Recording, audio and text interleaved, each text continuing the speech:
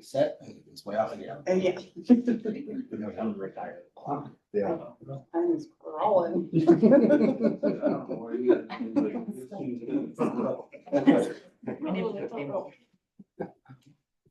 Back at your. That's it. Yeah, that's good tomorrow. Oh, But no, this is good.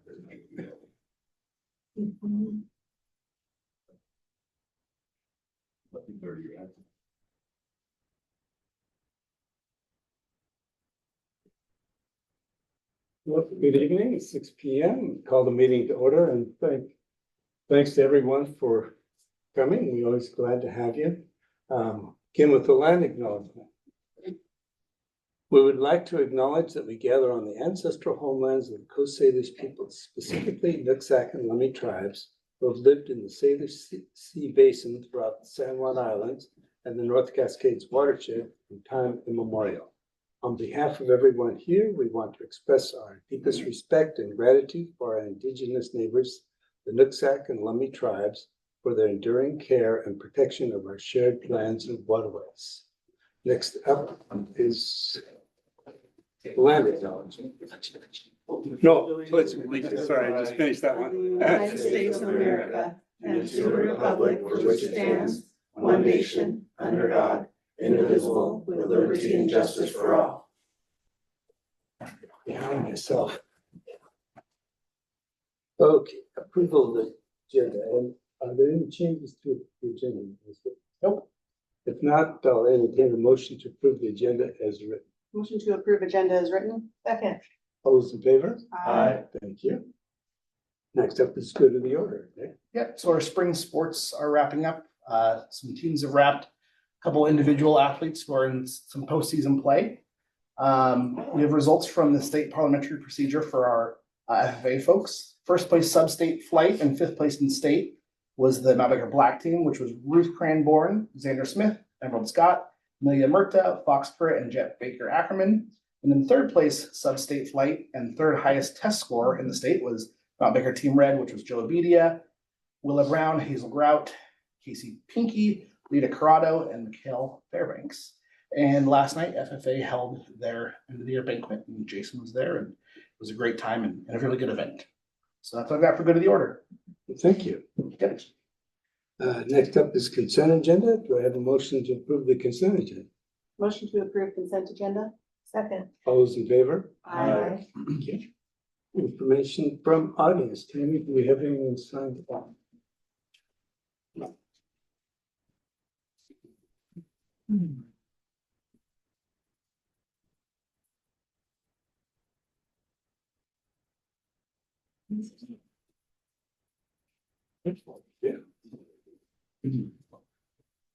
First up is Jen Galvin.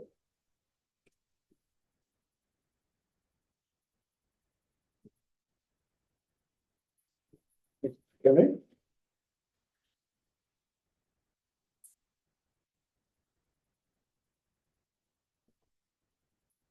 I didn't anticipate. I'm sorry.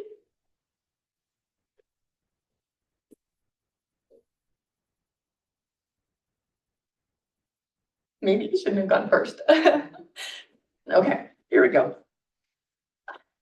Good evening. My name is Jen Galbraith, and I'm here tonight, just not as a parent, but as someone who cares deeply about the well-being of our kids, the integrity of our school, and the future of our community.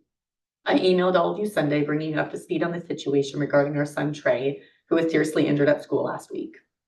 I want to address this issue, but what happened to him wasn't just an accident. It exposed alarming cracks in the foundation of what we're trusting the school to provide every single day, a safe and secure environment for our children. Trey suffered a serious concussion during a school-supervised daily track walk, where boys were on each other's shoulders, an activity with no educational purpose other than to fill time.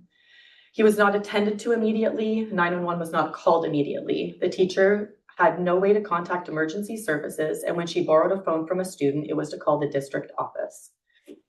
As parents, we were left to wonder if our son had a broken neck or a brain bleed. In this case, every second counted. Trey was unconscious for moments, hit his head so hard he ended up having diminished vision. for the duration of the ambulance ride and repeated the same question until doctors could medicate him to rest. He spent 6 days in a dark room with a headache, sore eyes, fuzzy to no memory, and just feeling off. Now we're left navigating the possibility of missing out on sports and events he loves, all because of a massive misstep by many adults within the school system. This happened in a science class. Let that sink in.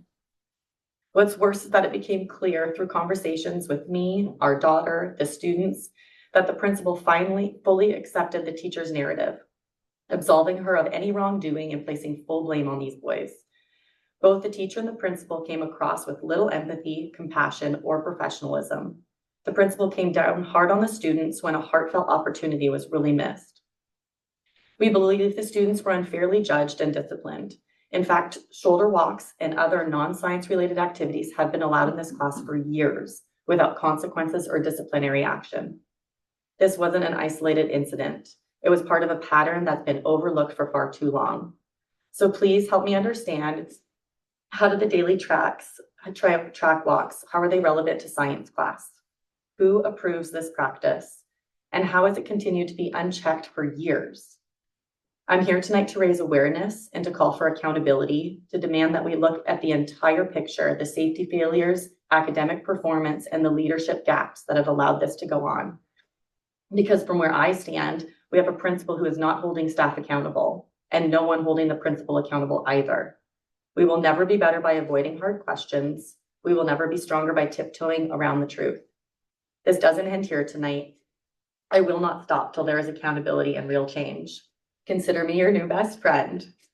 We have many here tonight who feel the same passion for change, and I really hope it hits home and it's no longer ignored. Thank you. Thank you. Next up is David Gilbert.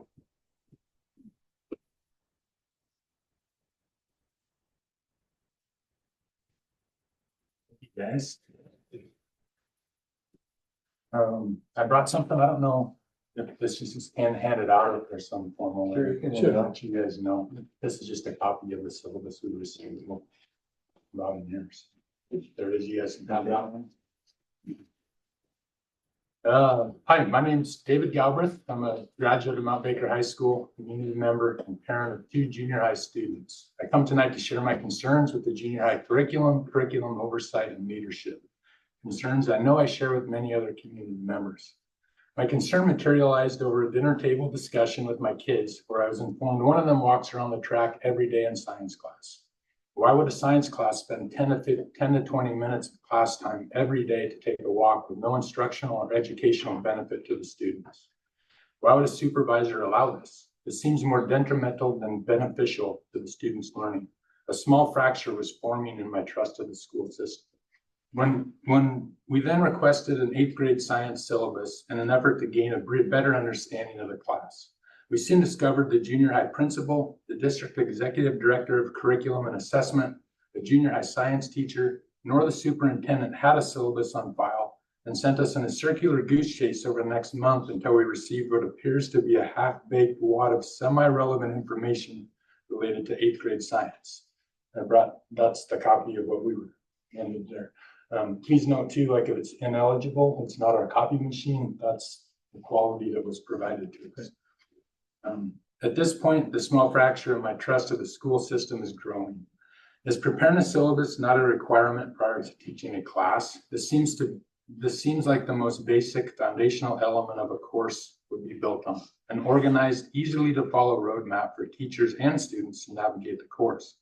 The syllabus would also provide the teacher supervisor, I assume the principal, a roadmap and pacing calendar to effectively evaluate and support the teacher. How does a supervisor effectively monitor and evaluate a teacher's performance without this, and why would they not demand this prior to the start of class? Based on my brief experience, it's hard not to believe that teachers are accountable to nobody and their direct supervisors are not performing their most basic duties and lack leadership. This leads me to the injury of my son recently on the track. My initial thought was accidents happen, and I pray there won't be long-lasting effects to him. After further thought, I truly believe the specific accident would have never occurred had there been some form of leadership and accountability at the school. After the accident, the fracture in my trust has grown quite large. That makes me wonder if legal action is the necessary course for change. I want to challenge the school board to investigate and answer a few questions. Who approves a science teacher to allow 10 to 20 minutes of class time every day be allocated to a walk? This has been going on for years. It's hard to believe nobody knew about it, and much easier to believe nobody cared or wanted to take a leadership role to address it. Someone needs to step up and do their job. Is it a requirement for teachers to prepare a syllabus for review and approval prior to a class? Maybe we need to get back to spending a bit more time on the foundational elements of education and less on the efforts that allow teachers to bring their dogs to school. Is it typical to take a month for a parent to receive a syllabus after requesting one? We wonder where's the leadership and who's in control of those documents. In closing, I really want the school board and staff members to know my goal of being here today is not to complain or take away earned outside time rewards for students, but to promote and ignite healthy change in our school system. Now the ball's in your guys' court. Please make the most of it. Thank you. Thank you. Next up is Tom Horseman.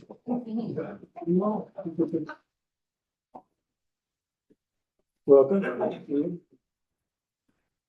In the Bible, there is a story about 3 servants given different amounts of money. 2 servants took the talents and doubled them. The other took the money and hid it for fear of losing it.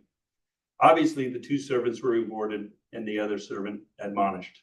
Today, I'm appealing to our leaders to make changes in the way you lead because our school district continues to flounder. To begin with, our culture is floundering. It is taking daily walks in science a best practice. With only 3 in 5 high school students at grade level in science, state testing, and 35% on pace to complete college level science courses, should we be taking time out of our class to go for walks? Our math scores are even lower. 1 in 5 is on pace for math in college, and 2 in 5 are at grade level. English language arts fares a little better, but at 77% at grade level and 57% on track for college. Are we really getting it done? Education is floundering in Mount Baker. As a teacher, I was blessed enough to work alongside some pretty amazing leaders. Mr. Yeomans demanded teachers teach from bell to bell. What a challenging thing to do. If any of you have ever taught, you know just how tough that is to do. But he challenged us all to do it. When kids didn't meet the demands, they were challenged as well. We were all held accountable, and it was such an amazing culture. Kids were thriving. They were participating like crazy, and teachers were frequently seen rooting for kids in auditoriums and stands, on ball fields, at fairgrounds, and anywhere else the kids were participating. I was also blessed enough to work with Mrs. Pitts as a mentor and department head. She too had high expectations of her students and of her fellow English teachers. Grading papers until and even past midnight was not uncommon for us to do. Our students thrived and annually had better results than any of the other schools in Whatcom County. CO might have gotten us a couple of times. Our scores were off the charts, and I believe we even received accolades in a national report at one point as a school district. We challenged one another on our curriculum and on why we did things the way we did them. It was not easy, but it was always about creating a culture where kids knew they would be challenged to improve daily. Unfortunately, we're not that district anymore. Unfortunately, we are not challenging each other to create rigorous, demanding curriculums that challenge our students to become the persons they can be. We can get back to that district, but it's going to take some bold leadership. It's going to take bold leaders, especially you sitting here today, to challenge other leaders within the district. It's going to take you in this room to live up to the expectations that should be part of who you are in this role as board members. You are the people who wield the power, and I ask you to change the way you're doing business. I plead to you to get into Mr. Dran's office, get into Mr. Wright's office, and challenge them to get the curriculums from all their teachers. I challenge you to demand that they demand more from the teachers that work below them. I challenge you to demand that the teachers challenge the students to change to higher expectations and to hold them accountable when they don't meet those demands. You have been given many talents, board members. Don't be like the servant who dug a hole and buried it for fear of losing it. Make a difference. Use your positions to build a culture where all of us can say, I'm proud to be a Mountaineer. Thank you. Next up is Natalie Chavez.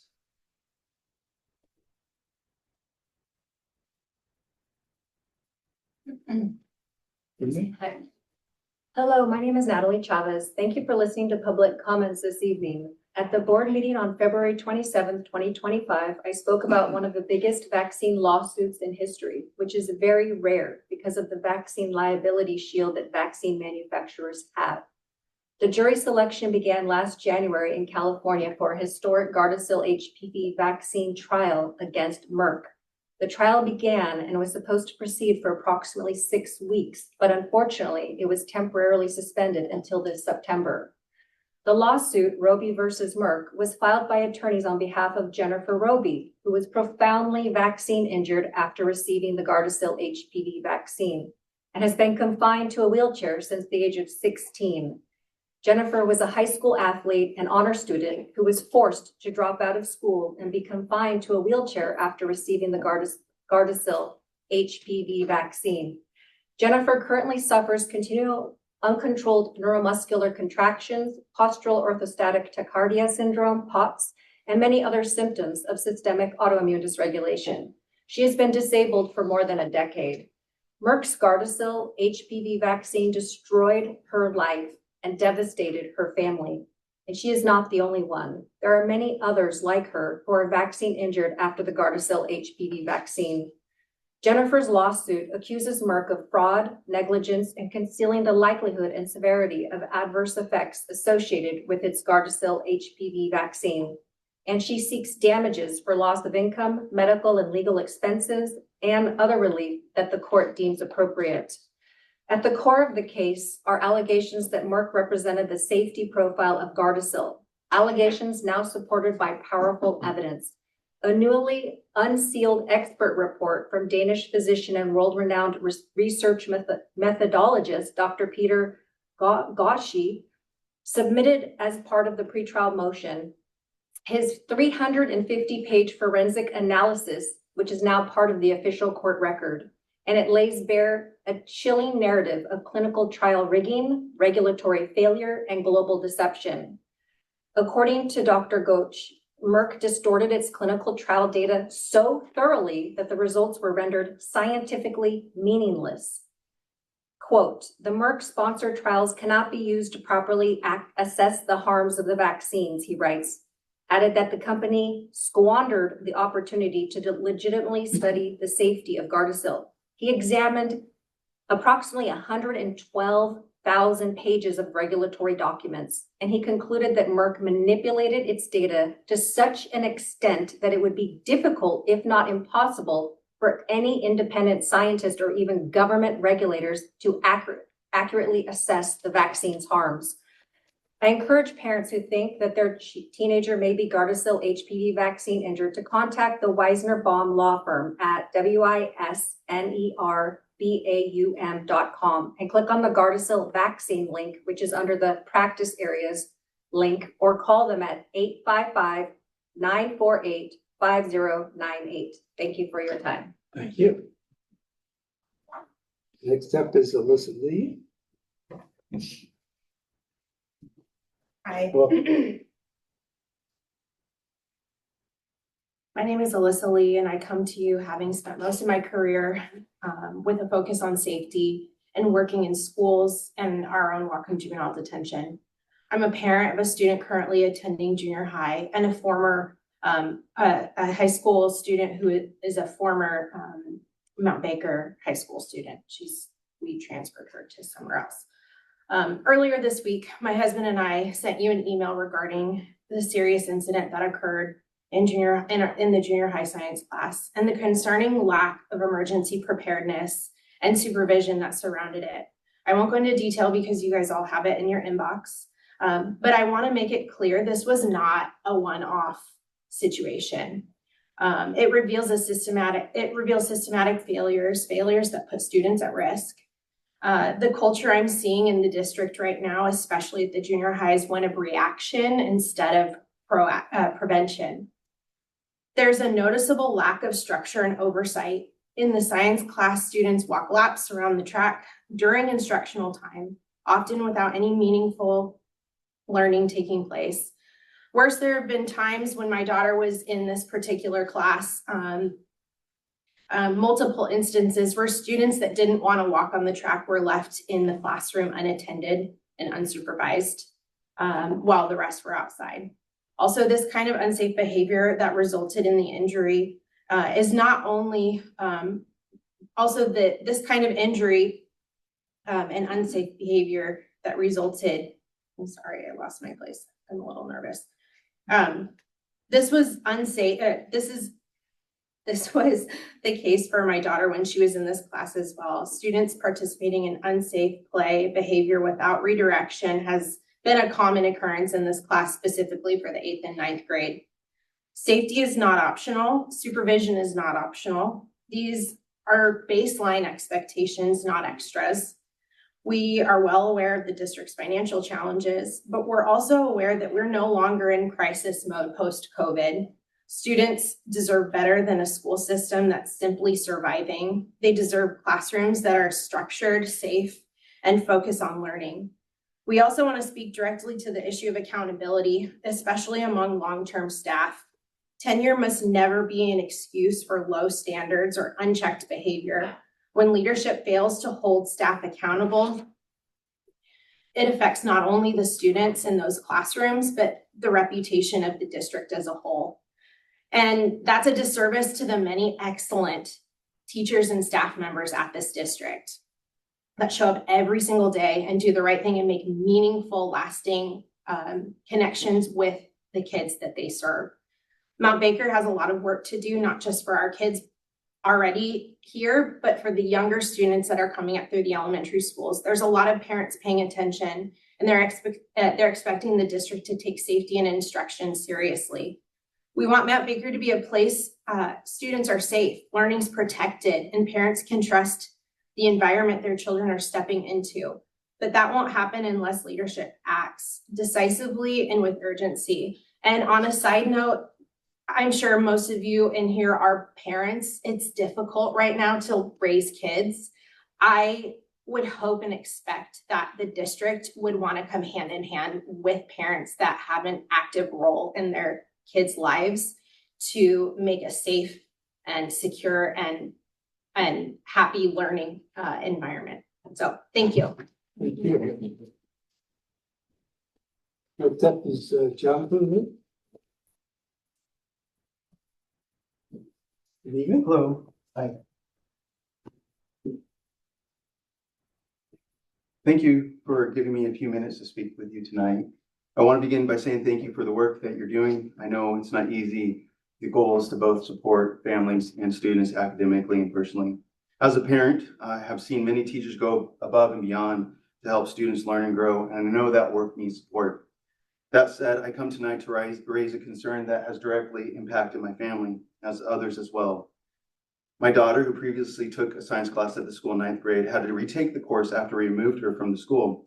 What concerned us was that despite completing the class, she entered her new science course, the same subject, feeling unprepared and unaware of foundational content she should have already learned. This raised questions about whether the original instruction aligned with state standard or even basic core objectives. Now our son, currently in 8th grade and enrolled in a different science class, but with the same teacher, has shared similar concerns.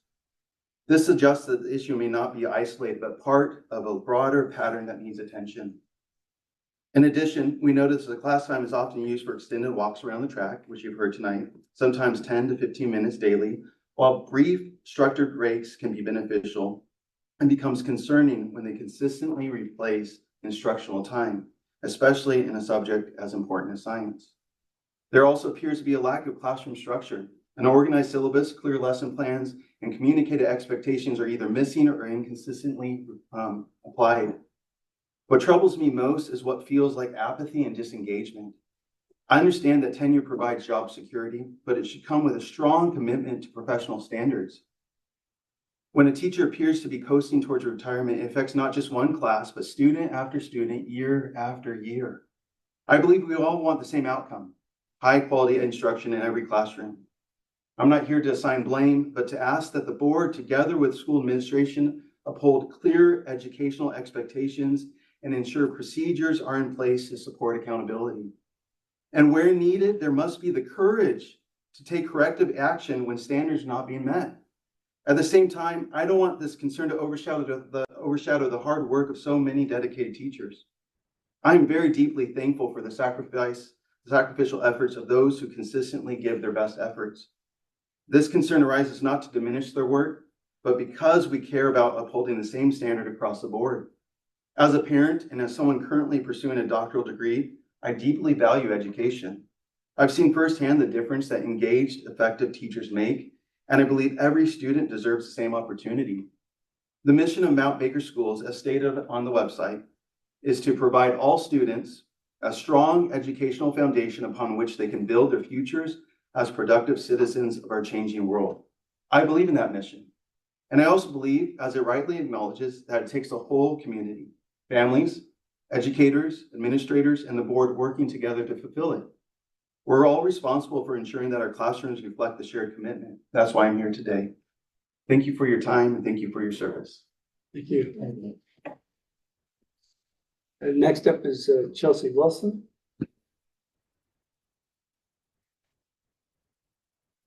Hi.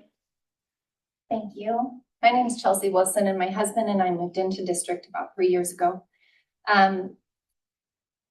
This year is the first year at Harmony. We felt like our kids were well taken care of. We were really happy with the education they were receiving. This year, our oldest has gone on to 7th grade. And throughout this year, our child's come home with some pretty disturbing stories about what's happening at school. Originally, this stemmed when my son witnessed a very violent altercation between two students in which one hit another over the head repeatedly with a metal water bottle until the water bottle was dented and the child was bleeding.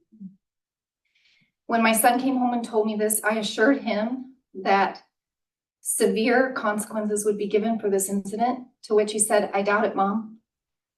And so I reached out to the principal and asked what consequences were provided, to which he said, he told me that the kids were received suspension, and I asked why, because that was clearly an assault too, which is assault with a deadly weapon. He told me in response, "I've done this for a while now, and I know what a police officer will tell me, and there's some things they can do and some things they cannot do anything about, so I didn't feel the need to call." This is unacceptable. He is not a police officer. He is an educator. I continued to push him on this, and my son was actually talking to me, which for a 7th grade boy is not always the case. And we started talking about safety around Mount Baker School District. He feels that this school is highly unsafe. He said, "Mom, what if somebody brought a gun to school?" He's like, nobody could do anything about it. We have open hallways. Doors are always left open.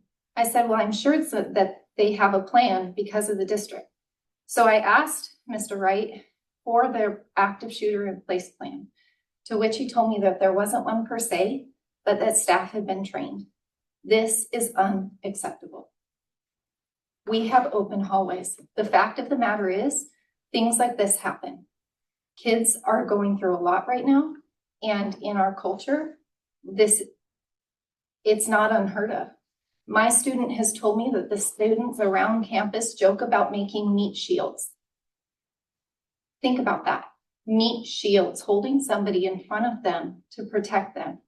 He told me what he has done is he looks at whatever room he is in and he has made his exit strategy for himself. That should not be put on a 7th grader. They need to know that they are safe. When I addressed this with Mr. Wright, not fully because I was feeling really, really dismissed and condescended, he told me that based on surveys, Ryan feels safe at school. I don't believe that. My child should not be having to walk around campus thinking about how he's going to get out if someone is in such a mental state that they bring a gun to school and start shooting. This, at minimum, has to be remedied within this district. Thank you for your time. Thank you. That completes the list of those who signed up. Anyone else would like to address the board? Yeah, I guess I didn't sign the right sheet. Yeah. Come on up. Doctor. Also, I want to note that there's a couple, if you're able to stay later, there's a couple of issues that directly relate to you, to the athletics, that if you're able to, we may have some questions. Yeah. Yeah. So I just want to note that. I'm not gonna. Want me to wait then? That's what he's gonna talk about now, so should we just wait for that time? If you want, because I think what we're gonna take them, what we're gonna do first is, the Don't, first. if you wanna just do your public comment and have your public So comment. do you want this as go. Well, no, I mean, look, I thought that's all, We can invite you back up, if you'd like. Yeah, because I was, Okay, I'll if wait. it's specifically for those items, I think it'd be probably better to have you as Okay. part of the To have discussion. a study Okay. session between, you have a study session between now and then. Right, on yeah. Finance and facilities and operations. Anyone else? Thank you. So next up is a study session, strategic plan goal 2, finance, facilities and operations.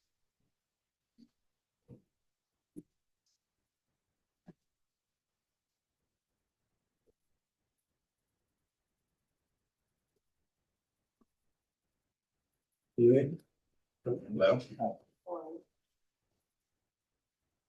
a moment to.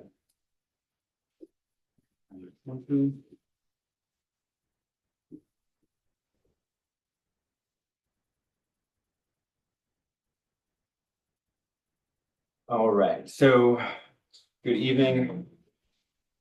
Thank you all for your time on this today. We are in the process of creating a budget for next year. It was just a few days ago that the governor signed the budget at the state, which means OSPI does not have the tools ready for us yet to create the general fund budget. They hope to have them by the end of May. Some of them will be coming out in early June, and if we're staying on track for our timeline that we were on last year, which was adoption at the second meeting in June, it gives me about 3 days to finalize the budget once those tools come out. So I'm aiming for that deadline, and I plan to, burn midnight oil, but not sure if we'll get there. So I wanted to start with that, and then also say that the other budgets, ASB is working on theirs, and today we can go through the debt service, transportation vehicle, and capital project budget to pretty much get those buttoned down. So those are things that we can get done now, and then when I push them into the state reporting system, they'll be ready to be done. So that's what we'll do today. We'll start with the really easy one. This is the debt service fund. We have no debt. So that's budget. We start with $1,338.22. There's likely to be some bank fees, and they need to be budgeted for. If we don't budget for them and we spend $20 on a bank fee, then we have to go through the whole budgeting process with a new adoption and new notifications and all those. So I put that in there, and then we end with $200 less. Okay. We'll go on to the next one. Just a reminder, as simple as this is still required by law that he presents information, so that's why we go through each of them. Yes. Thanks, Nick. You're welcome. I know it seems. Yep, but there it is. Okay, transportation vehicle. In the column on the left is what's most likely to happen. Our current fund balance, the revenue that comes in, will come in on the last day of the fiscal year, so August 31st. We anticipate purchasing one more bus and having an ending fund balance and then beginning fund balance of $291,000 approximately. Revenue and expenditure in there. We might not spend $610,000 next year, but it's good practice to put all the expenditures in just in case we have an opportunity. For example, to purchase some non-yellow school bus student transportation vehicles, which it looks like we'll have a state law that allows us to do. If you remember this year, we were budgeted to buy a bus in August. The bus didn't show up till November. So all of that expense got kicked to the next year. So what I will enter in the budgeting system in the software is what's on the right column there, which is our current fund balance, our revenues for this year, no expenditures, and a beginning fund balance of $509,000. Revenue of $391, expenditure of $850, and again, a similar ending fund balance. We'll have cash at the end. We have capacity to spend nearly all of the money. And if what happens is on the left, that's fine. We can do what's on the left if we budget for what's on the right. But if we budget for what's on the left and what's on the right happens, then we again have to go through a 2-week notification, public hearing, this process again on a new adoption. So we'll budget for what's on the right. Are we expecting to need to buy buses We typically buy about 2 a year. 2 a year? And that's due to a depreciation scale that comes from the state. So we buy a bus, and then for 15 years, we receive funds based on the depreciation of that bus. And at the end of, on the 16th year, it rolls off. Okay. And by then, the depreciation will have paid for replacement to the fleet. Okay. So that's the way they structure What that. was the cost for the most recent bus that we purchased? It was, I think it was a small one, it was about 190. Yeah, and this is a medium-sized one, the 218. It's not not a really big one, but it does have the modern features that we've been looking for, like auto chains and the big light-up bus sign on it, and the extra safety features that come with that. Yep. So are we ordering now for next year already? Orders have been placed. Okay. Yep. Yeah, Suzanne is great at that. She's very organized, and there is a bill that did pass the legislature that won't go into effect until next year. But it would allow us to buy non-bright yellow school buses for the purpose of student transportation. So we currently do have a fleet of Suburbans and some minivans and some other things out there that were paid for by the general fund. With this bill, we would be able to purchase those with the vehicle transportation funds and claim if we're picking up kids in a Suburban. Right now, we can't claim that as to from transportation for reimbursement. Under the new bill, we would be able to. So if we have some folks that are far away, or they've been displaced by a flood or any other thing, and they still qualify to come to us, we can go and pick them up, come back and claim the mileage for reimbursement. So that's an overall positive. It's certainly not going to fix. Yeah, it'd be good for us. Certainly not going to fix the gaping hole we have in the budget for what the state pays us and what we have to spend for transportation. Do you feel for how much additional revenue that would be? Yeah, about $530,000. Yeah. And so that's based on the state sends out a spreadsheet that shows how much everybody is underfunded. And not everybody is. Some people are fully funded. We're just a geographically large district. But so they send out a sheet that says, you're underfunded by this much, you can apply for what they call transportation safety net money. There's $13 million allocated for the entire state. And they give a breakdown of, based on how much you apply for. If you apply for less, you get a greater percentage of your application. But then the more districts that go into it, the lower everybody's allocation goes. And the more districts that are going into distressed conditions, the more districts are going for that. So that 530K would go back into the transportation. No, that's a general fund cost. So it would go into the Yep. general fund. This, and I should have clarified, I apologize. The transportation vehicle budget is for nothing currently, but buying big yellow buses and small yellow buses, Okay. but yellow buses. Okay. The change allows it to be for purchasing other fleet vehicles. Right. Okay. Yep. And the cost of the transportation itself is from the general fund. And what do we do with the old buses? Sometimes we keep them for parts. Sometimes we just keep them operating anyway. There's a mechanical cost to that and a cost for permitting. They all get checked out by the state patrol every year. So there's a cost to keep them running, and we don't get any money back for them once they roll off the depreciation scale. But it's nice to have a couple extras around. Sure. Yeah.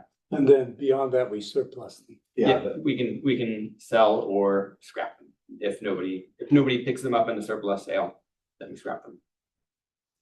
I also want to remind the board that the revenue here comes directly from the state on the depreciation schedule, can't be used for anything but this transportation fund. And we can't move revenue out of this fund into the general fund. But also we're now with the change in the law on the smaller vehicles, we won't have to move revenue out of the operating budget into purchasing those. So I think that'll be a net advantage for this fund. Sure. And the operating budget. The reimbursement for the miles, is that just for transporting students to and from school, or can you do sports? travel? Only to from transportation. Yep. Good questions. Okay. So capital projects, we'll get a little more detail on. And the document is or will be soon on board docs. You want one then? Yeah. And I will display it here for the public as well. So this is not the budget. This is the plan for this year and this summer. And part of why it's coming, we need to, for the budget, know our ending fund balance. But also a lot of these things may go past August 31st. Or even if they're completed, mid-August, we get an invoice, we may not pay them until September. So there is some crossover here in this summer and the budget. So it goes back to our conversation we had about planning and prioritizing for this. One of the things I heard was a cash flow challenge, and I can acknowledge that, and we'll get to that when I scroll down a little bit. But to start with, we have our current fund balance. We have some planned expenditures that we talked about that have either been paid or will be paid. The ERC roof, the check is ready to be printed. That'll be paid. The Chromebooks have been paid. Our new HVAC control system is in. And again, that should lead to savings to the general fund as we have better control of our heating and cooling and can recognize some savings in energy over time that will add up. The Acme portable, after they called me and told me we had to place it, I said, great, let's make a plan for it. And I haven't heard from them since, and I haven't reached back out. So they're still storing it for free. I still anticipate they will tell us to place it this summer. But if you look at the budget, there is a distressed schools fund in the state capital budget that we were able to get onto with the help of Senator Shoemake and Representative Joe Timmons. So there's $237,000 for Acme, which is listed as a distressed school, because we simply asked for a local project through those legislators. So they've been great to work with, and 150 of that will go towards placing and hooking up that portable. So the cost that we talked about before of placing it is around 110,000. That includes all of the exterior ramps and the placement and securing it to the foundation that's already built there, craning it over, and then the extra in there is for electrical hookups. So if we get 237, 150 is for that, what's the other 87? Let me scroll down. That's here in the Acme Annex. The carpet is coming up. It's not great carpet to begin with. It's pretty thin. It's causing some concern, and really it should be replaced. Of course, we didn't before, but we asked for money to do it. And so that's the other portion of that. We do have a quote from Great Floors that go to you guys already. We can't find that one. Okay. Okay. Did we get the quote from Great Floors last week?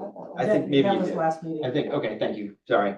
But Andrew there, he's a great partner, and he knows that he's not going to move on that. We had to have the quote signed so that we could get on the work schedule.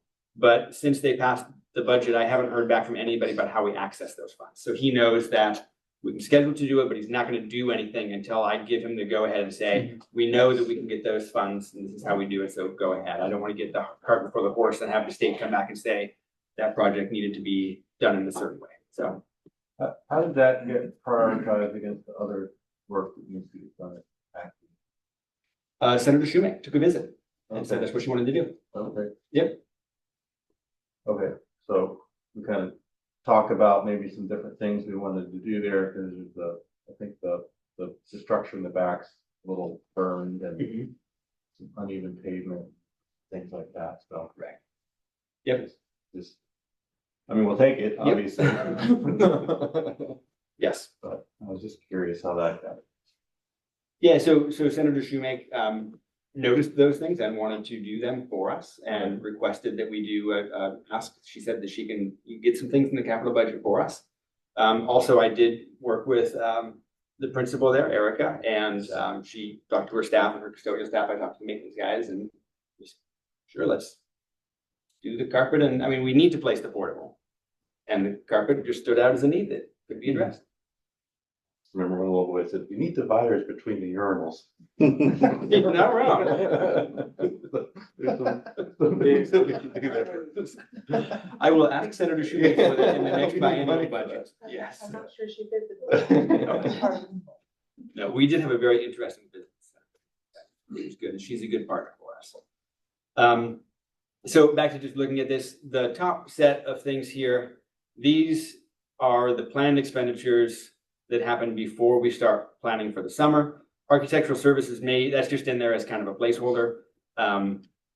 We do have some work that we're doing with an architect firm. And so I put some funds in there just in case we decide to get some design work done. That leaves us with the June fund balance. We want to save 500,000 in case we need a loan from this fund to the general fund, which brings us down here.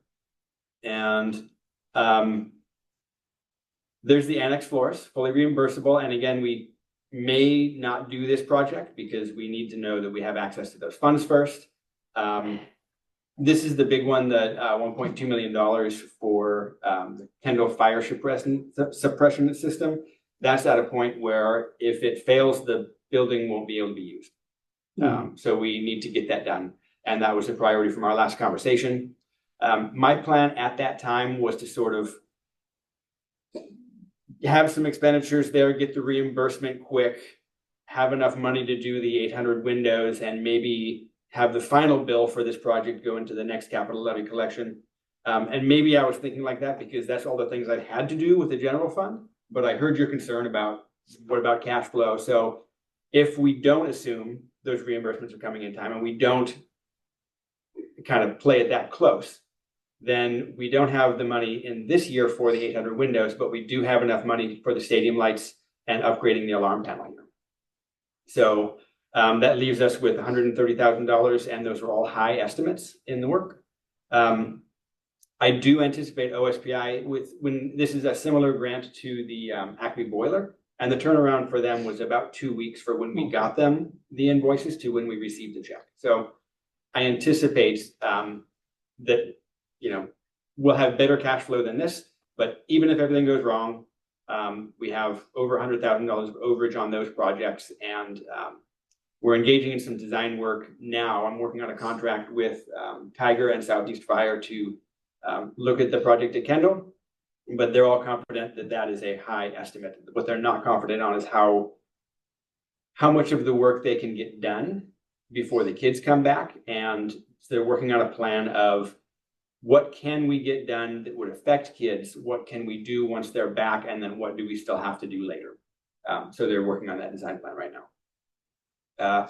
But that's where we ended up with, looking at, okay, cash flow in mind, doing the fire suppression system, what else can we do? And we can pick off some of those smaller projects. So what you're saying is that if the state reimbursement on the fire suppression comes in a more timely manner, then we could possibly still then the dimming windows would be a possibility for the following summer. We'll get into next summer when we go to the next slide. Yeah. Yes. But yes, they're in the plan for next summer, not this summer. Right. Because we can't, this summer is too early to find out if we can get those reimbursements. Well, the reimbursements, as soon as we get billed and we pay, right, then we send the documents off. The same day that we send a check in the mail, we can send the documents to OSPI, and they've been quick at getting it back. Okay. But you're right. I mean, we don't need to do that. And I heard some concern about that. So we don't need to do that. Yeah, otherwise we're getting our cash flow down to pretty close to the bottom, too close to the bottom for the variables. Correct. And again, I just like, that's what we've had to do with the general fund. So that's maybe the way I approach this. But there's no need to do that. So, but that's where the 800 windows got left off this plan and included in the next plan. Questions on this before I move on? One thing that's not up here is re-striping the parking lots, not only here, but all around to our other campuses. It needs to be done. So we got an estimate for what it would cost, and then it was just as much as buying a striper. So we bought our own striper, and our maintenance crew will engage in that work this summer. Can you tell me about the alarm panel? Yeah, when this campus was built, that was put in. It's a landline system and it loses track of its components. So the panel talks to the door alarm and the fire alarm and all of the things around the campus here. And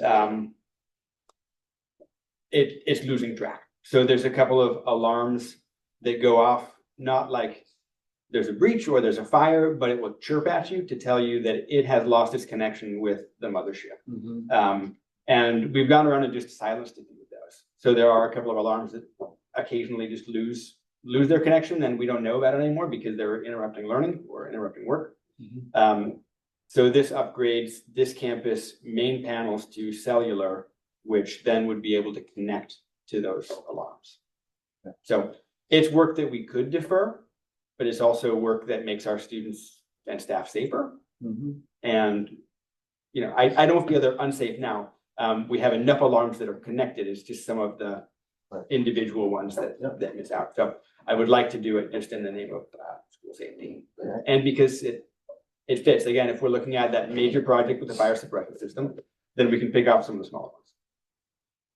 Other questions about the current plan for this summer? Are we gonna see the cost, the estimated cost for the 800 windows on the next slide?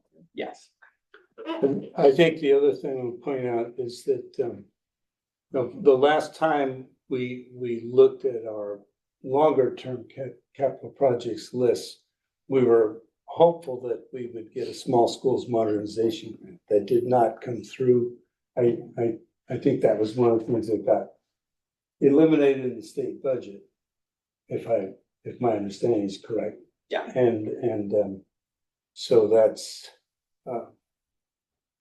so we're back to square one, utilizing both our local voted capital projects levy funds plus what the state has added to us outside of that small schools modernization grant. So I'm glad to see even without that small schools modernization, we actually have a pretty good something of this level we haven't seen for that I can remember for quite some time. Yeah, I mean, there was a levy 8 years ago for the last 6, and that was front loaded by a loan that had a lot of work up front again with the field house. Right. So that's why there was a rush of construction at the beginning of that 6 years. Without the capacity to take a loan, this one we're going to pace out. And it may mean that we accomplish different things than we hoped, but we're going to pace the construction to not have a loan and pick up some small projects. And we can talk about a longer term plan, at least for the next few years on the next slide, but I just wanted to leave space for questions on this one before I move on. Hearing no questions, I will move on. So, well, let me go back to here. We're starting with funds remaining of $130,132.94. That's where we start in the budget. So that will be the beginning fund balance in the budget. And I'm going to just assume that the revenue, the reimbursement from OSPI and the reimbursement from distressed schools comes in the next fiscal year after August 31. So that's included in the revenue total that we'll put in the budget for 25-26. You see the total revenue there, including the levy collection. There's the 800 windows, a couple of placeholders that typically live in the budget just in case something happens and we need to move on it, which would be the supplies and the contracted service. So $400,000 is kind of a placeholder there. Tech equipment is a cycle of purchase for Chromebooks for kids to use, TVs that we have in classrooms and instructional materials.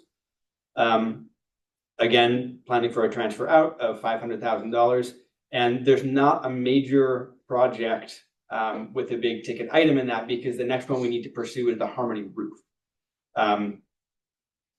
Again, I mentioned we're working with an architect firm. We went out for what's called a statement of qualifications, or a request for qualifications. We received 4 architecture firms that sent us their qualifications. They were reviewed by an independent team. One came out as the clear winner, so we're engaging with RMC in our architect and design work. And at the fall of next year, I intend to engage them in engineering for both the 800 windows and for the Harmony roof, so we can get a better scope of that project. Working with the data that we had in the capital levy, we had an older estimate that had the roof replacement somewhere near $400,000 or $500,000. But that was a project that wouldn't last as long. And then there was another one for about $650 that was supposed to be a longer term project, still a torch down roof like we got there.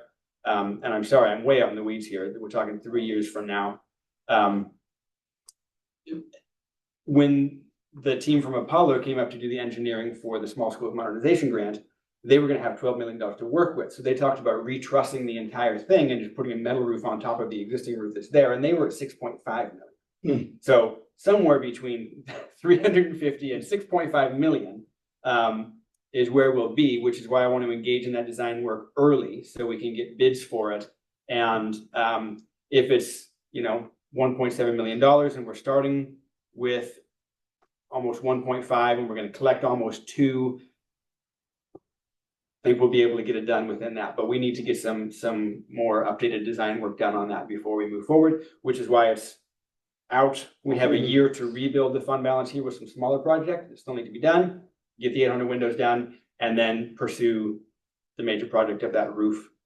This is more than just replacing a roof. This is structural. Yeah, it could be. It could be. The lower quote was just for a torch down on it. And I don't know if that included removing the old materials, but we now have 2 layers of material over most of that roof, and we're required to have no more than 2. So we can't do another roof on top of the roof that's there. We have to remove it all and put it down. And I'm not sure the torch down would be the ideal.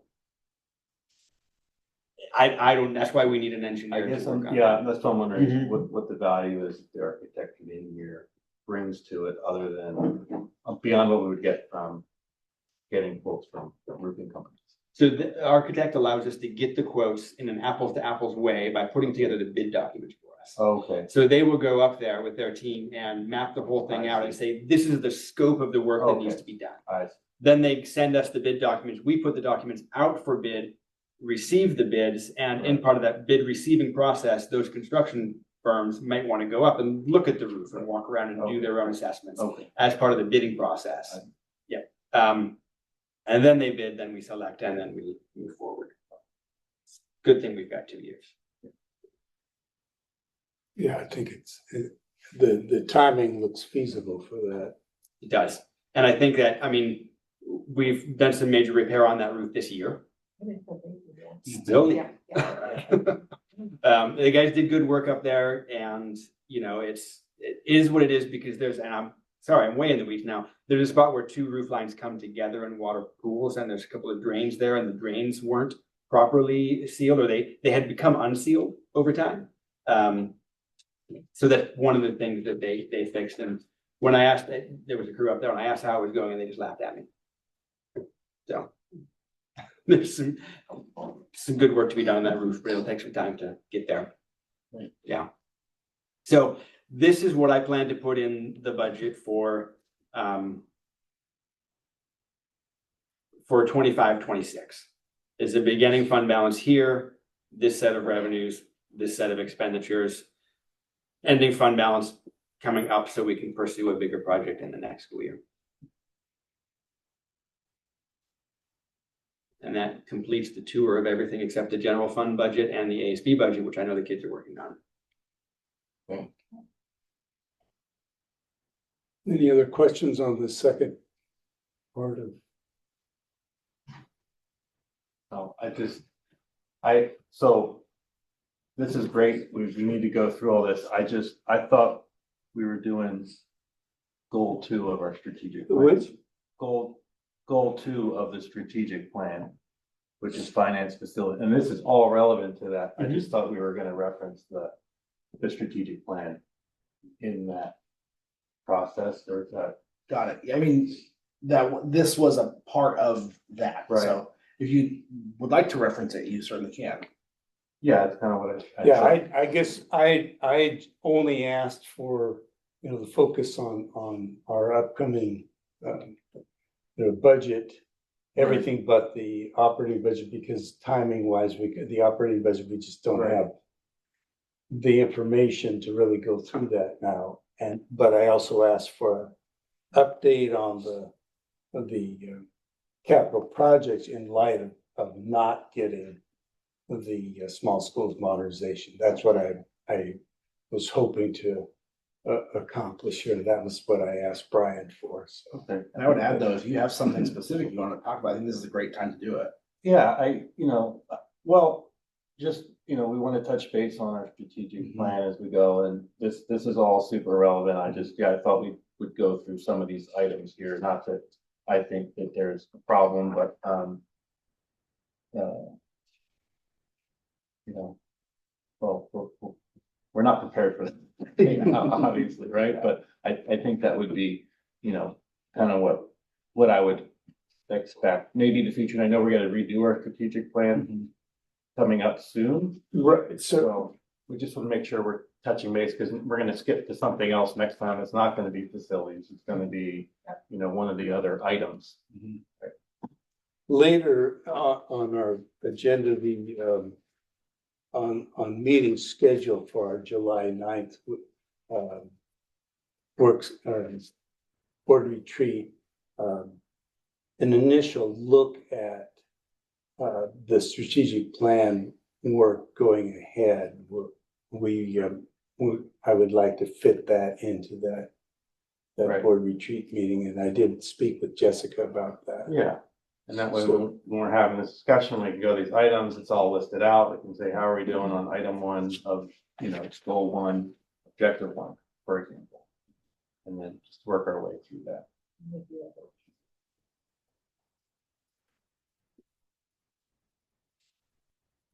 Right. Great, thank you. Thank you again for your time. Thank you.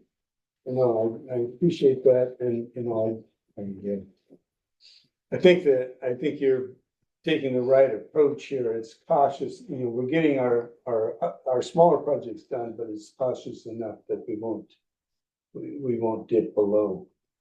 And we can make sure that fire suppression system gets fixed too. Right. Yeah. Yeah. Thank you. Okay, next up is board action items, Valley Plumbing and Electric Stadium Lighting Upgrade Bid Proposal, and this is one if you want to introduce this, Nick, and then this is one that I was hoping that Coach Lepper might be able to help weigh in on too.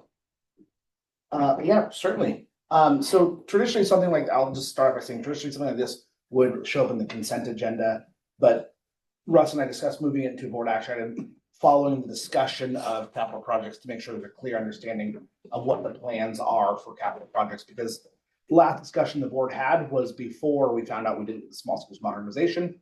So I want to make sure out of full transparency, the capital projects budget was discussed before it was acted upon with the stadium lighting, because I know there have been some questions circulating on the stadium lighting. And it is one of the smaller projects, but getting to it now means that we can check it off the list, because long-term goal of the stadium, if it is to, right now we're using the stadium lights about 14 hours a year, but if there is a way How of many? 14 hours, maybe a little bit longer. I mean, it gets longer than Yeah, that. I guess Brian, was it more than that, Brian? That was a comment from one of the maintenance guys. Okay. But he doesn't like to change the bulbs. Oh, so. We got bulbs that are out. Yeah, so switching the system means less bulb changing as well, obviously. And the concept is if it's an investment now for expanded use of the stadium, then that work's already done. Because the bulbs are needing replacement because they're old and the system's old. So.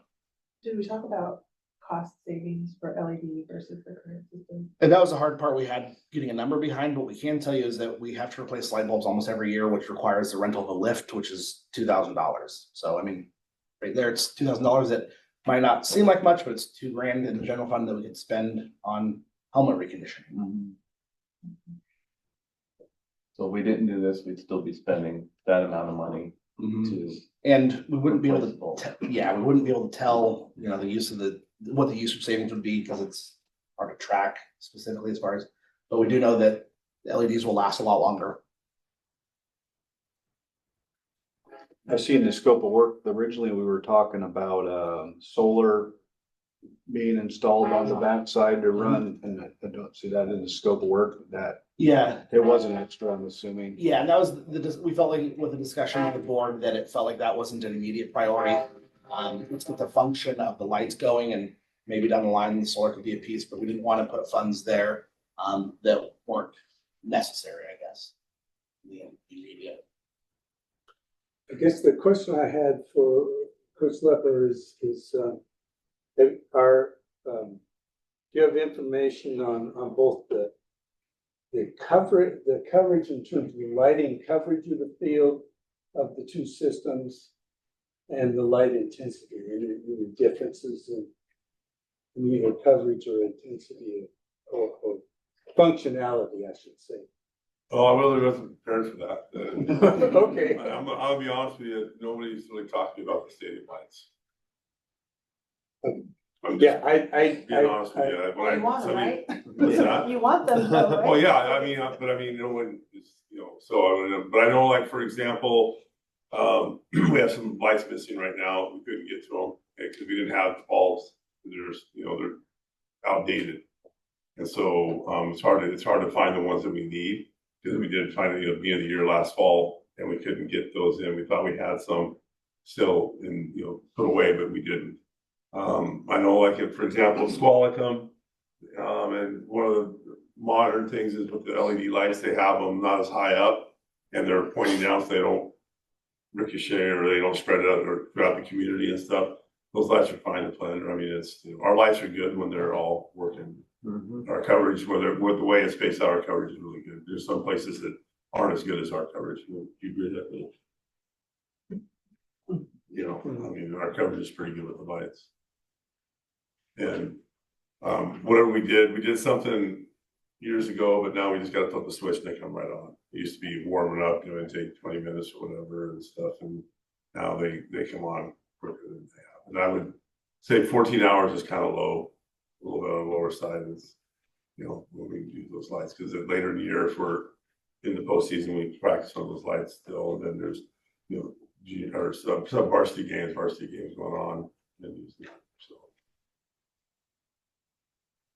Well, I asked to have this taken off the consent agenda because I was remembering from our March 27th meeting, when we were prioritizing everything, and we had said if we didn't get the small schools grant, we wanted to revisit that and then prioritize the 800 windows.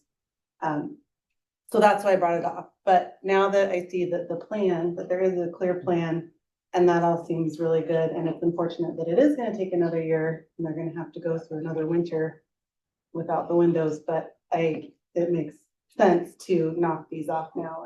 And I think with the money we have left over after the fire suppression system getting changed, would be a good time to do these ones. Yeah. Mm-hmm. Yep.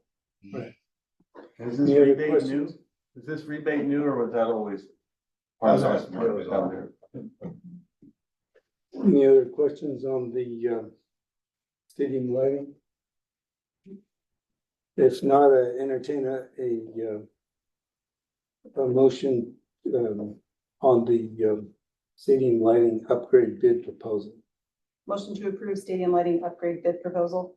Second. All those in favor? Aye. Aye. Thank you. So next up is Mount Baker Board Resolution 242514, transfer funds from capital project fund to the general fund. And we just covered this, so I don't think there's anything. Any questions on this one? No.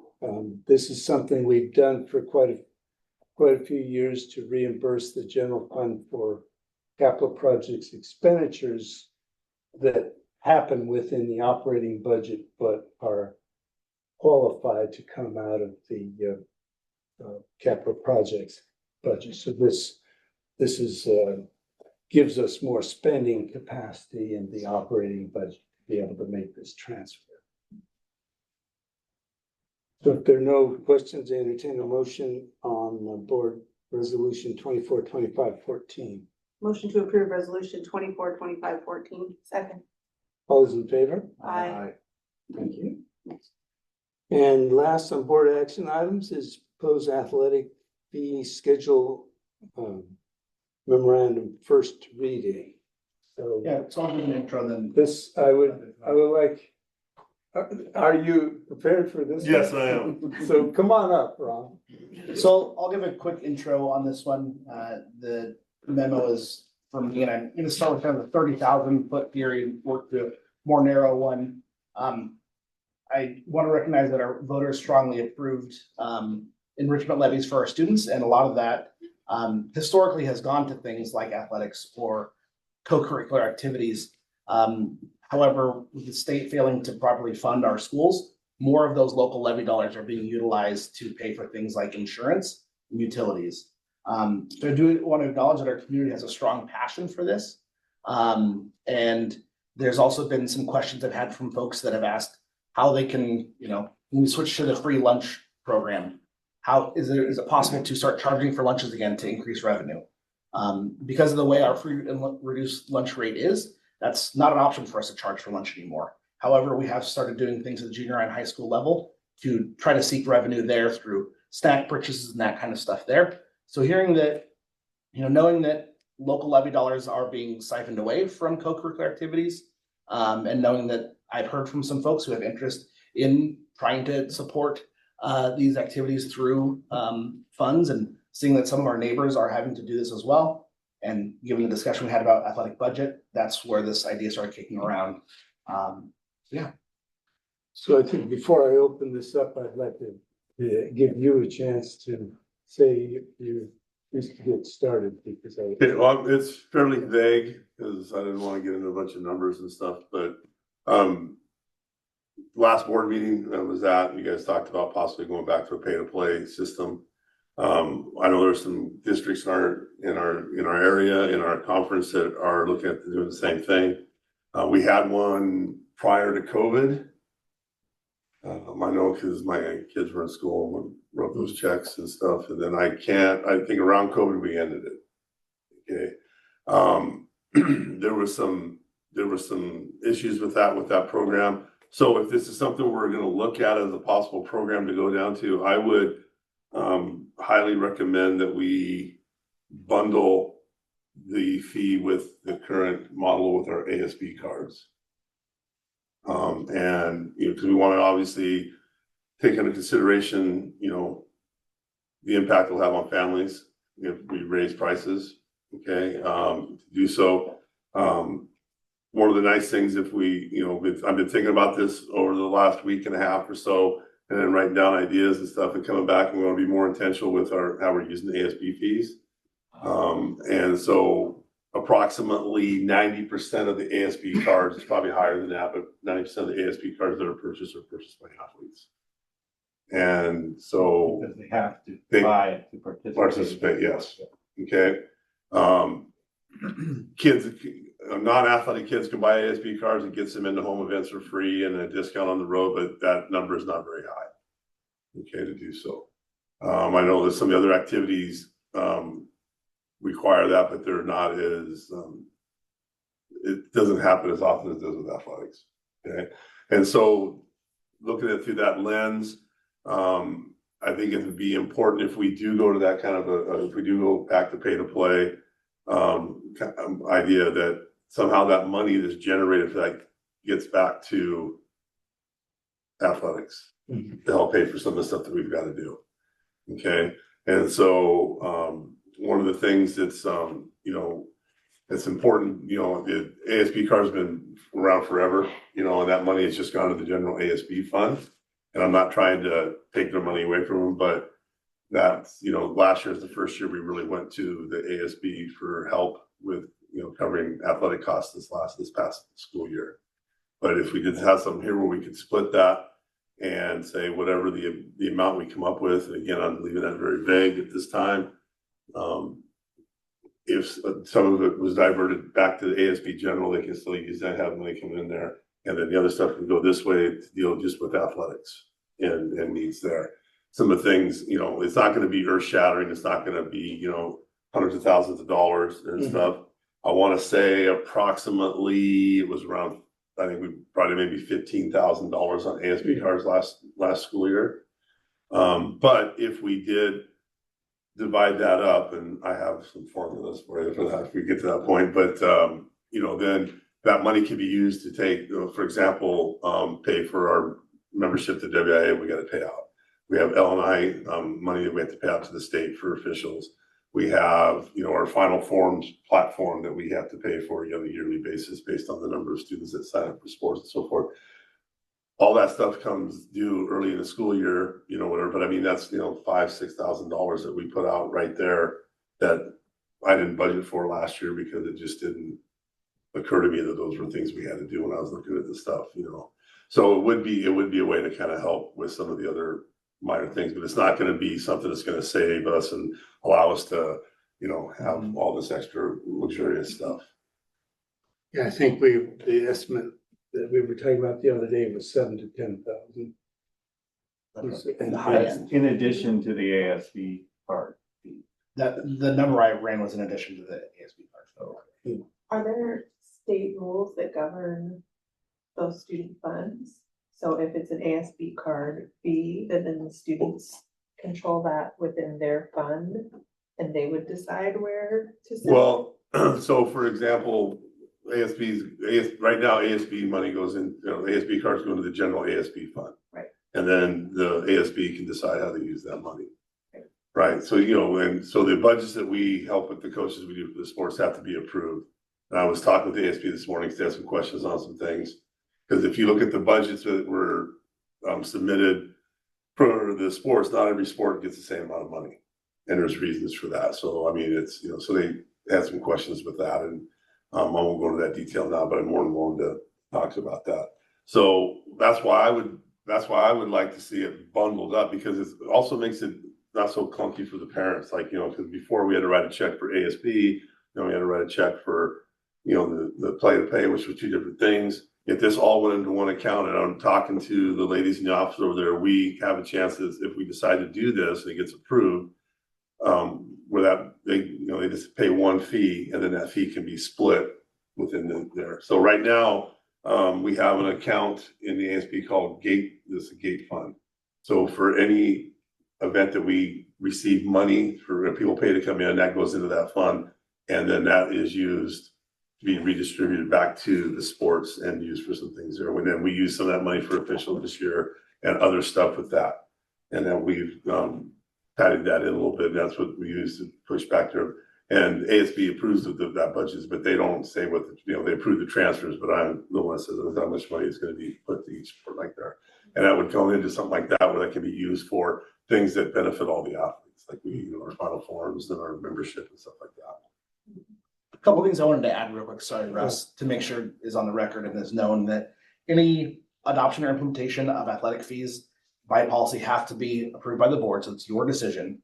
The other piece is that the policy also dictates that fees collected for athletics, participation in athletics, goes to the ASB fund, which Ron and I have talked a lot about the history. So which didn't happen before. That's the history. So it will go to the ASB fund. And the other piece too, that as I've mentioned before, House Bill 1660 allows folks, if they do qualify for free reduced lunch, to not pay the fee. But Ron and I've also talked quite a bit that there's some folks that still want to, even if they do qualify, they want to do their part to help out. And so there's still, that option. And another part of this too would be, I would really seriously suggest that we put a cap for families with multiple. There would be or at least the way we've looked at it, would be a cap of $200 per household per year. And then also students who qualify for free and reduced lunch, as Nick said, under state law would not be required to pay the fee, which I think would possibly increase our enrollment in the free and reduced lunch program, which has other benefits to our budget. When we did have, I remember years ago when we had driver's ed that we ran ourselves and free and reduced. If you qualified for free and reduced lunch, you got a lower driver's ed fee. We had greater enrollment in free and reduced lunch. We dropped that. So there is some relation to that. I also want to say for I personally don't, I don't want to go with, I don't like going in this direction, but I see a temporary need for it. And I don't like going that direction either. And I think part of the thinking that for me was listening to you kind of go through your budget and what the number of things that you have on hold, just for the time being while we try to work our way back to sustainable budget. And it would be one of those things that if we approve this, I would want to look for an earlier time as we do regain that sustainable budget to exit the program. I mean, I feel pretty strongly about not charging the students participating in it, but I see that this is there's enough expenses, as you were pointing out when you met with us before, that we really do need to cover. So I guess that's my approach to this. Couple thoughts. So kind of putting some things together. We talked about ASB is, or 90% of the people that have an ASB card are athletes. Talked about bundling things together, trying to limit the number of transactions and things like that. So kind of what that sounds like to me is a higher cost ASB card. So it's bundling it together, costs more money, but it's a one-time thing. And then that money that money goes towards the athletics. That's one aspect of it. The other is they want to catch people off guard, right? So it might be worth it to put forward a couple ideas, get some community input on that, which does two things: it lets people know that we're thinking about a change, and also gives them a chance to maybe have some different ideas on how to do that, right? So, but it'd be nice to have some options in there. We're looking at these different things, and you can still have a cap per family. But I think if we did something like that, let's say $45 gets us 15,000. How much would that need to be raised to get the additional $7,000 to $10,000 that you were looking for? So you get that same amount, but it's done. And I think part of the benefit is to motivate people to play multiple sports as well. So per athlete as opposed to per sport type change.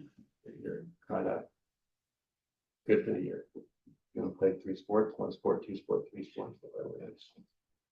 One of the things that I'm talking about being more intentional with the fees is that when we ended the pay to play part of this, we did increase the ASB card to help a little bit there, but ASB cards still go into the general fund, and that's something that the ASB budget's in there. So if we did raise the ASB card, I don't think all of it needs to go into athletics, but a high percentage, the ratio with where they can still say, hey, we're still going to be bringing this amount in yearly, but then we're also, bringing stuff in on another account that's going to help take care of things that supports athletes.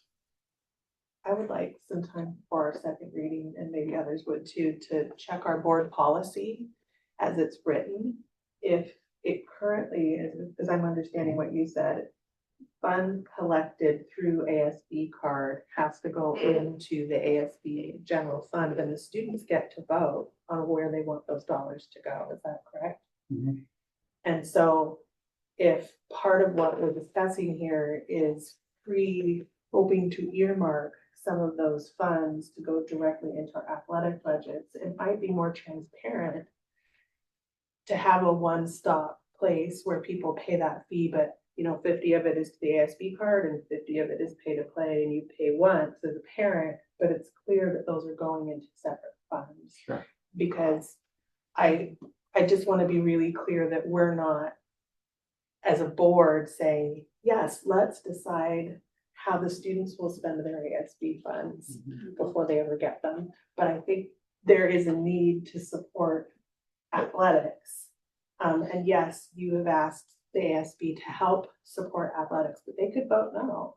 Yeah, you're right, but I'm also, from my point of, from where I'm standing too, is the people who are buying those ASB cards are, and I'm not saying all of it, but I'm just saying, that's what I'm saying, being more intentional how we're using that. And, and like I said, I was answering questions today, like one of the questions was, why can't we just get our own officials to do games? I said, that's not how it works. They trying to save money, right? Because official cost is gonna, but we have to, we have to have those and stuff. So I'm not trying to come around that. That's why I'm really vague right now. I have some more specific stuff here, but I thought that would be at a later date meeting with people, talk about those things. But, I think if we, if we lay it out and say, this is why we're doing this, I think they're gonna kind of see how that is, right? I think the students have been very generous. But I also just want to make sure that we're clear where that money trail is going and what our intent is for it up front. And if we need to change our policy to make that clear, whatever we need to do, I'm not asking those questions to stop the process, but to just make sure that. The one thing I would add with the policy and the way it's written, it's based off of WASDA model policy, which is traditionally driven by law. So the piece there is we would also want to check RCWs and WACs, because if our policy is saying that athletic fees collected must go to the ASB account, then we need to make sure that if you want to change it, that's fine, but we can't have it be illegally changed. Right, that's why I got the question about. Well, that's the way I'm proposing, one of the policies, it would be ASB funds going in there. It's not. I just meant the whole concept of two transactions, as far as one goes to ASB and one goes to athletics. That the way our policy is, and which I think is based off state law, is it's all going to ASB. We can't separate that out. Well, not in current policy right now. Not in current policy, but then we could change the policy if we saw fit, but we do need to check state law to see if that's what's driving. Yep, exactly. But you could still do a pay to play, and it would just be a separate transaction, when that would be going into the athletic fund itself. Potentially, we have to check state law to make sure. Yeah, you could have the ASB card say with or without participation in athletics. So the pay to play then becomes the with participation in athletics component, so that those 10% of the kids who are not participating wouldn't be paying the pay to play fee.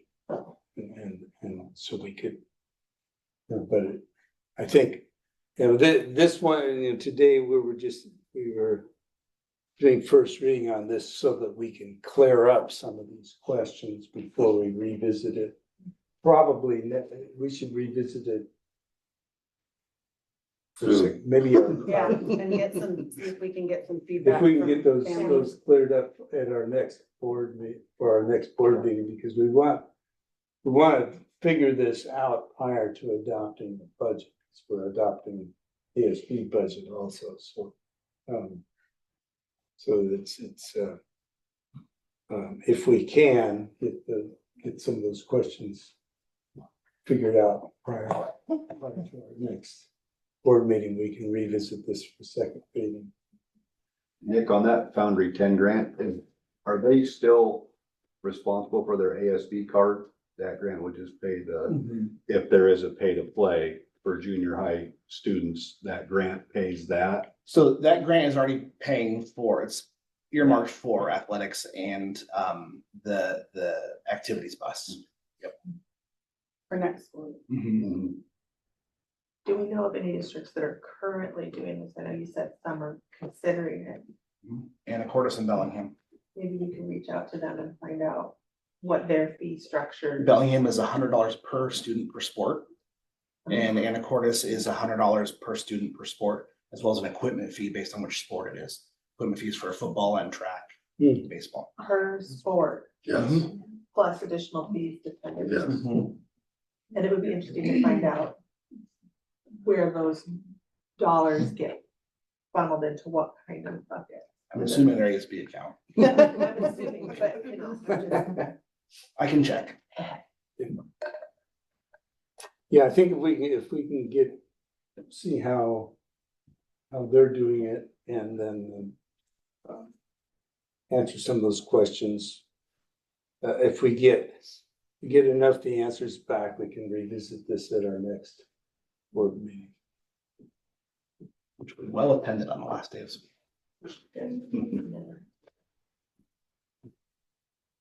So we'll just accept this first reading at this point and, If you have any questions, please reach out to me. no, yeah, thank you. I'm glad you stayed because I did want to kind of pick your brain and. Yeah, I mean, like I said, I came just with some general stuff today, but I do have other ideas. Well, and if you have, if you come up with more in the meantime, get together with Nick and try to pull all of that together. what did you say we used to charge when we maybe played before COVID? Do you remember? I want to say, I know ASB cards were $35 each, and then it was $30 per sport, and then there was a cap, when you got to serve for the family. I'm off the top of my head, I'm not sure because But roughly. roughly, yes. Because I know my family hit the cap. Yeah. So, but that's when we had that. So, Yeah. Okay. All right. Coach. Yeah. Thank you. Thank you, guys. That's it. Thank you. So next up is finance report. You bet. Want to set this out there? Yeah.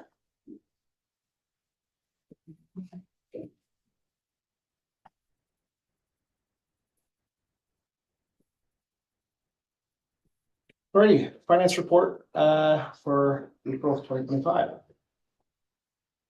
This is a couple quick notes. We paid off the loan from capital projects, as you guys recall, general fund on the 15th of this month.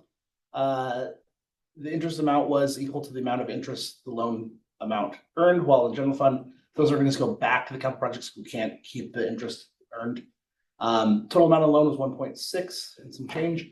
Total amount of interest was 26,000. We have one payment remaining for May 1st through the 15th. Since we paid the loan off on the 15th, that 2-week chunk, there's still interest that we have to pay. And the loan duration was 328 days, and it's allowed to be 364 days.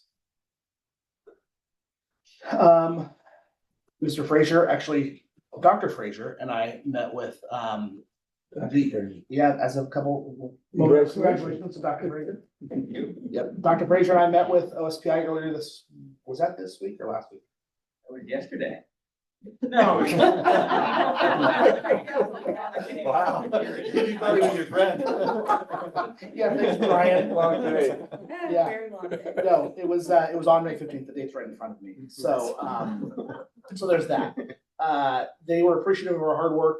But as I mentioned to you as well, they really emphasize that concept of restricted versus non-restricted fund balance. And this is the part that, Ed and I have talked quite a bit about the importance of that higher fund balance because, board policy is 5%, but, that's $1.5 million and, 300K of it is reserved for child nutrition. We can't hire teachers out of the fund balance, the 300K of that. So it's not a real authentic, true amount of fund balance. So their emphasis to us and work that we've been doing steadily is to spend down as much of the restricted amount as possible in legal, creative ways to make sure that when we look at our fund balance, it's as authentically accurate as possible as far as being fully non-restricted funds that, you know, if something should happen, we can use it wherever we want. So that was a big emphasis of theirs, and like, we're gonna be issuing a new letter in the next few weeks that will come out before the budget adoption here. Any questions about the binding conditions meeting?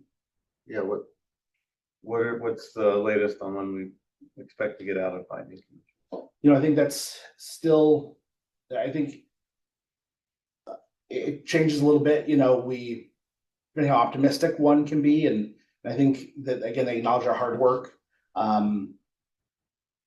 We're not sure where we're gonna end this current year, which is because that'll be the biggest part right now with the exit and binding conditions is where our fund balance is. By this year, you mean the fiscal year with Correct. at the end, yeah. August 31st. That's yeah, good clarification. So because we don't know what our fund balance is gonna be right now, and we won't know that till October, because that's when the year end actually is. You close from yeah. So we know we've been adopting budgets that have a surplus to build back. But again, you know, I think we're cautiously optimistic, but we really don't know at this point until the year end is done for the current fiscal year. Because the last condition, you know, we're adopting surplus budgets, but the last condition is that 4% fund balance, which isn't board policy, which is 5%. Right. So rosy optimism would be at the end of next school year. Yeah. And then, you know, less likely or more likely would be the year after. Because we get out of binding conditions, it would coincide with the change in the fiscal year, right? Or can it happen anytime throughout the year? Yeah, it's a great question. With this being one of the last conditions we have to meet, it would be at the end of a fiscal year, because that's when the fund balance is determined. Right. Yeah. Yeah. Other questions? Quick look at the cash balances. Again, we paid the loan off on the 15th, and this is our cash balances as of April 31st, which isn't a real date, to April 30th. Dr. Fraser. So that won't include the loan when I report the May finances next month. FTE comparison. Again, remember, this is where we've shifted to looking at that annual average FTE, which balances it out throughout the year. You can see that's why there's some shifts in it, because blue being this year, the annual average FTE is going down because it makes up for higher FTE in the beginning and eventually averages out.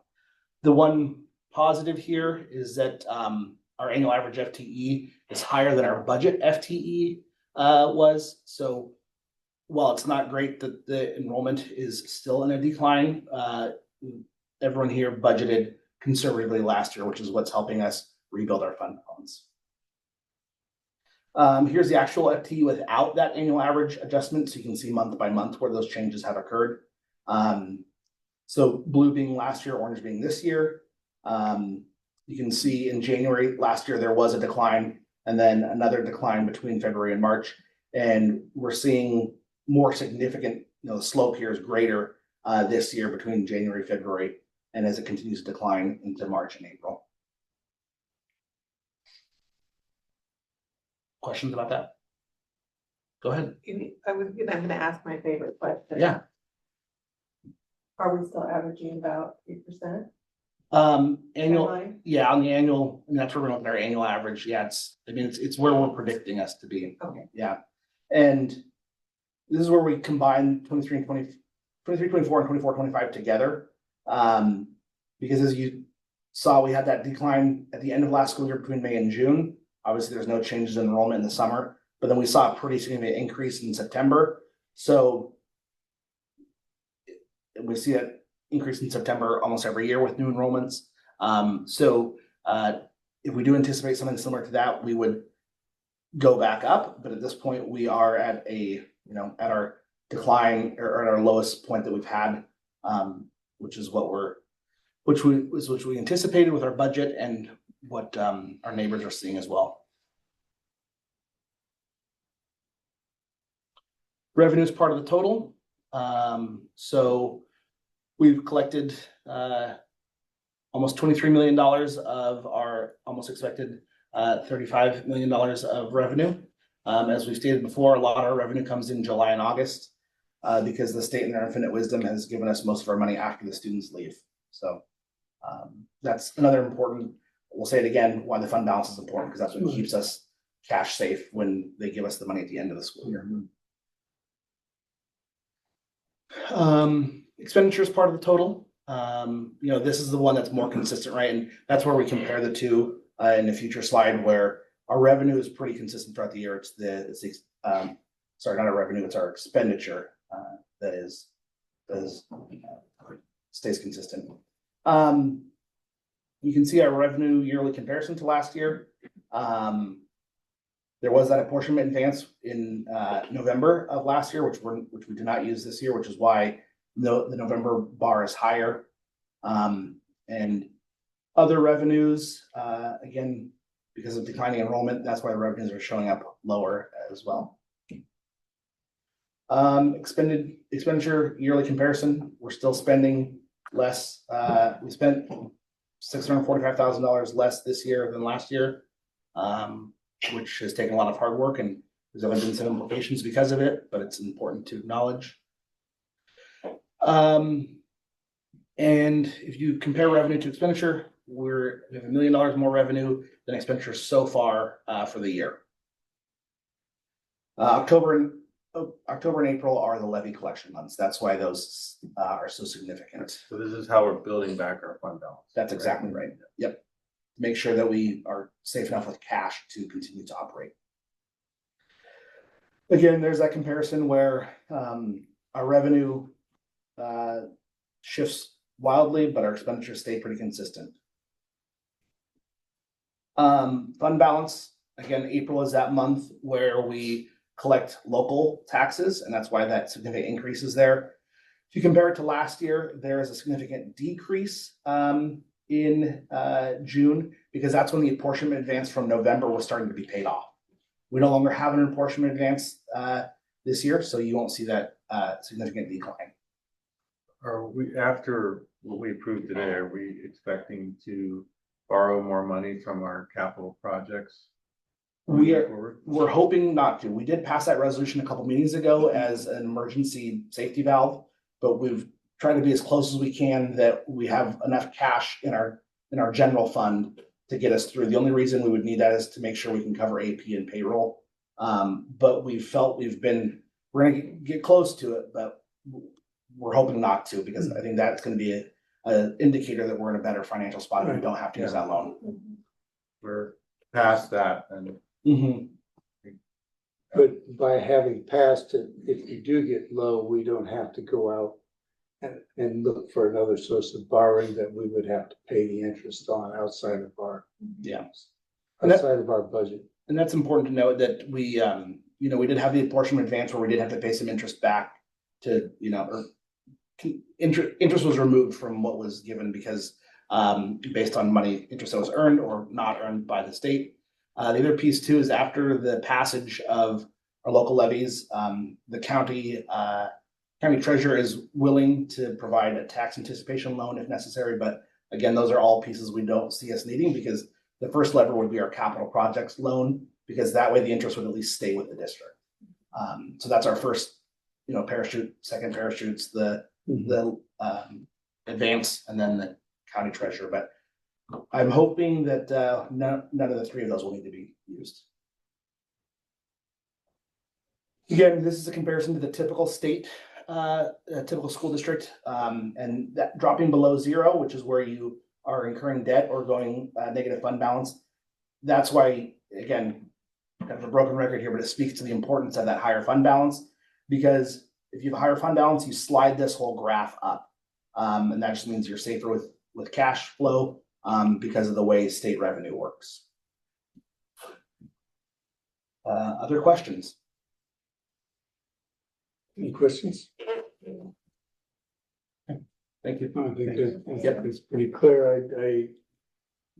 I'm pleased to see that we're comparing our expenditures and our revenue to date. We're $1 million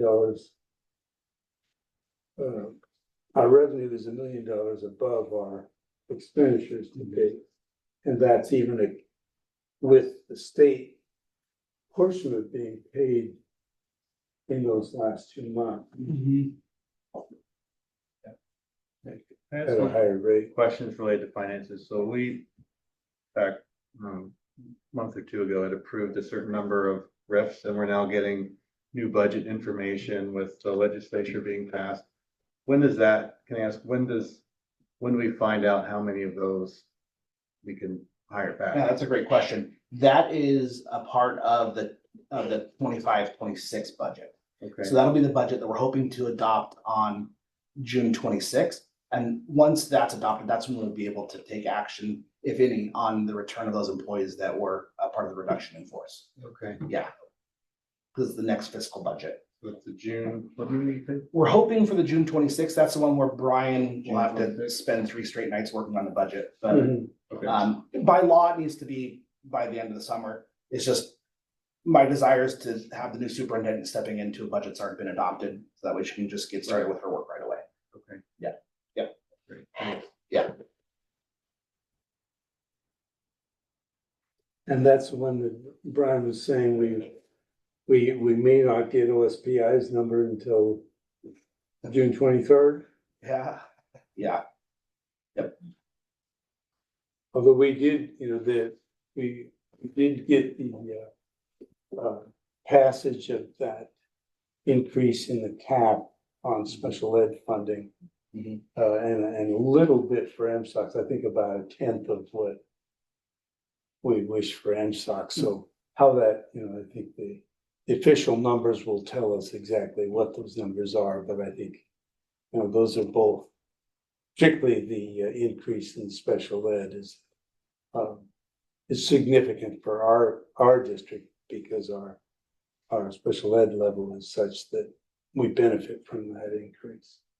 I'll also take this opportunity with an audience to let folks know that the education portion of the overall education portion of the state budget decreased yet again. So less than a decade ago, it used to be 52-54%. Now we're down to 42% of the overall state budget.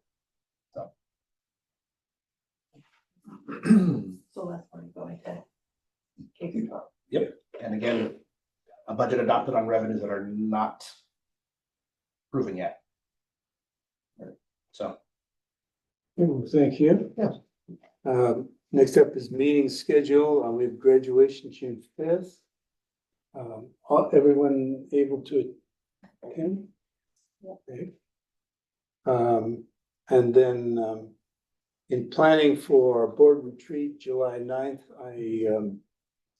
I met with Jessica and WASDA staff to kind of get that started. And I think just for the general areas cover, and we've talked about some of these already, but first of all would be the board superintendent relation, and then relationship, communication, both board superintendent and then broader communication, kind of touching on the communication side. That broader plan would be something we would develop over time, but I think getting started with protocols for board superintendent communication is another good way to get started off right. The superintendent entry plan, of which I think you've seen some drafts of that, so we would go over the superintendent entry plan and as I was mentioning, touch bases on sort of a preliminary discussion on how we would approach developing our next iteration of the strategic plan. And kind of think that's enough for 9 to 2. So that's probably the as much as we can expect to get it through there. So July 9th, 9 to 2.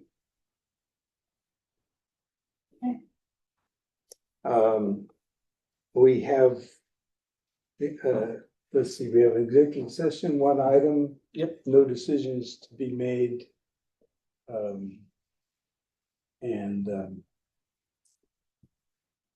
We will recess at this point for executive session. It should be 15 minutes. 15 minutes? Yes. I'm saying 20, but it's something of that nature. 15 Over minutes. under. Okay, and we can actually, why don't we recess to your Okay, sounds good. Continues. Did you want to finally take a few old hands? I'll just take him to my office. No, but I'm not. I want to thank everyone for coming tonight. We really appreciate it. Oh, yeah. Right? Wait till I told you. One suggestion on everything. Oh, boy. You guys. Really. Thank you. You guys have done a great job. Yeah. They didn't like it, but they wanted. We didn't. But they're